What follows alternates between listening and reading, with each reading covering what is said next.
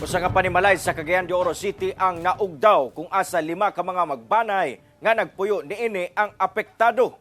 Kabumbiruhan naglisod kuno sa pagresponde gumikan sa kapiot sa dalan. Ano ang report?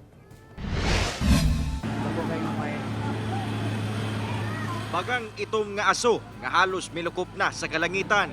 Ingon ani ang eksena. Human miulbo ang usa ka sunog sa Proc 4B, Barangay Gusa, Cagayan de Oro City. Pasado alas 2 sa hapon adtong Martes. Matod sa BFP, palisuray ang pagsulod sa lugar tungod piot ang dalan. Ingon man, adunay mga nakaparadang sakyanan sa kilid sa dalan. Tungod niini, miabot sa ikaduhang alarma ang maong sunog. Sa insidente, usa ka ginang nga residente sa lugar ang nasamdan, human iyang giluwas ang anak nga natulog sa kwarto. Dako siya nga risk kung atong hunahunaon ba kung wa to kagawas tong usa sa iyang anak. So katong si Mrs. Florencia ngalan. Isulod na siya balik di ay.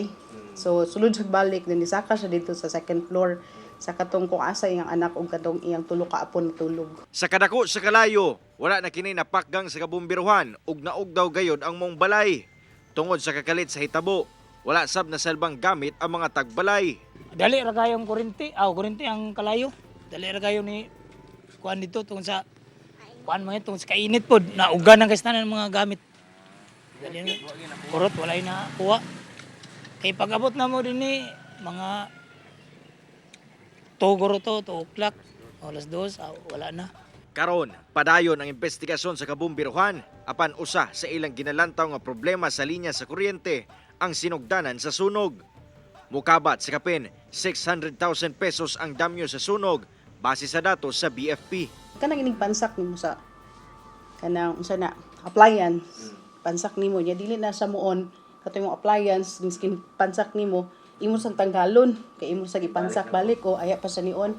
So kanina na mga loose connection ba. So dapat ilisanan na siya. Anaa sa 5 ka pamilya nga nagpuyo sa mong balay ang apektado sa sunog.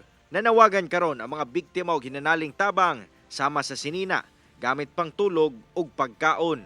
Busa para sa mga buot mo tabang, mamahimo nga magpadala sa numero nga makita sa inyong TV screen. Kauban si Makoy Simpron sa kamera. Ako, si Cyril Chavez para sa One Mindanao.